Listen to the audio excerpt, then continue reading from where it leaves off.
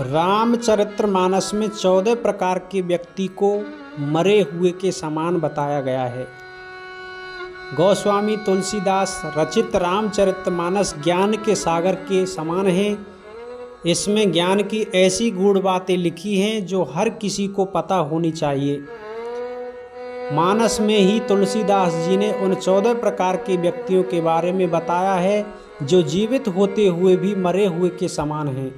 रामचरितमानस के लंका कांड में 30वें दोहे में रावण और अंगद के बीच एक बहुत सुंदर संवाद है। उस संवाद में जब रावण अंगद को अपनी शक्ति के बारे में बताता है तब अंगद उसे धिक्कारते हुए कहते हैं कि आप तो पहले ही मरे हुए के समान हैं। तब अंगद उसे उन 14 प्रकार के व्यक्तियों के बारे में बताते हैं जो मृत ही माने गए हैं। अंगद कहते हैं, पहला है वाम मार्गी, ऐसा व्यक्ति जो सारी दुनिया से उल्टा चले और जो हर चीज़ में कमी निकालता हो, जो परंपराओं और समाज के नियमों को ना मानता हो और केवल अपनी ही करता हो। दूसरा है कामी, ऐसा व्यक्ति जो सदा काम वासना के अधीन रहता हो, जैसे रावण ने काम के बस होकर माता सीता का हरण कर लिया। तीसरा है कंजूस, कृपण व्यक्ति जो केवल धन संचय में लगा रहता हो, जो व्यक्ति लोक कल्याण के लिए दान देने से बचे और सारा धन केवल स्वयं के लिए ही सहेज कर रखे। चौथा है अत्यंत मूढ़, ऐसा व्यक्ति जो मूर्ख हो और सही और गलत के बीच में अंतर ना कर सके, जिसके पास अपना विवेक ना हो और जो बिना सोचे समझे ना करने योग्य कार्य भी करे, जैसे रावण ने हित अहित का विचार किए बिना ही माता सीता का हरण कर लिया। पांचवा है अत्यंत दरिद्र, दरिद्रता को भी करे, जैसे रावण ने हित अहित का विचार किए बिना ही माता सीता का हरण कर लिया। शास्त्रों में श्राप माना गया है ऐसा व्यक्ति जो अत्यंत दरिद्र हो वो भी मृत ही है।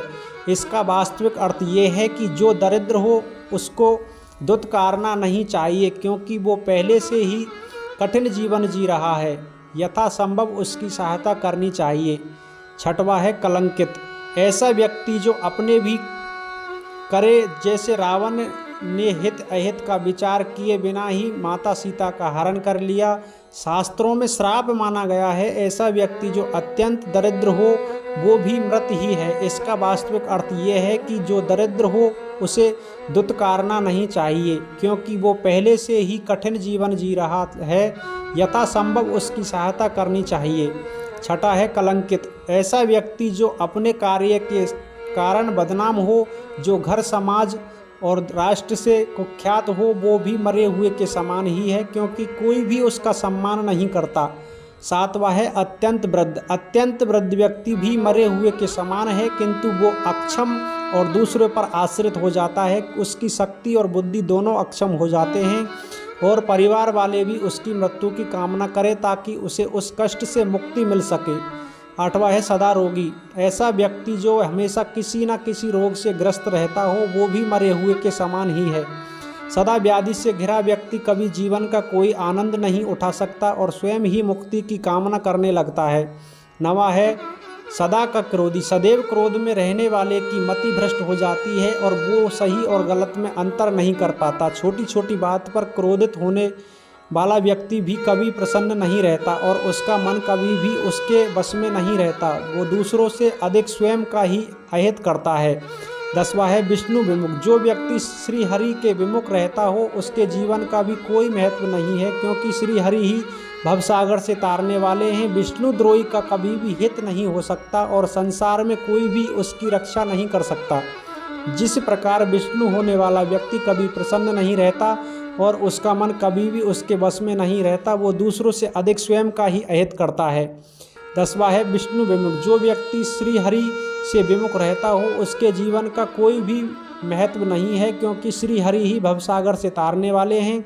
विष्णु द्रोही का कभी भी हित नहीं हो सकता और संसार में कोई भी उसकी रक्षा नहीं कर सकता, जिस कारण विष्णु द्रोही होने के कारण रावण भी अनंत मृत्यु को प्राप्त हुआ।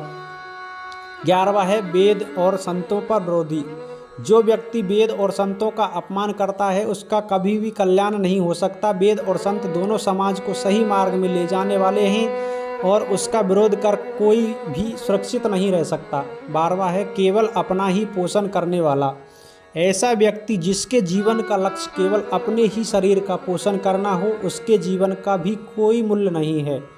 ऐसे व्यक्ति सदैव सोचते हैं कि हर चीज़ पहले उन्हें ही मिल जाए। वे कभी भी किसी का कल्याण नहीं कर सकते और ना ही उनका भी कल्याण हो सकता है।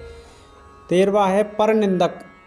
जो सदैव दूसरों की निंदा करता हो उसका कोई भविष्य नहीं होता। ऐसे व्यक्ति सदैव दूसरों में दोष देखते हैं और स्वयं के दोषों को समझकर उसका निवारण करने में असमर्थ रहते हैं। 14वां है पाप की खान।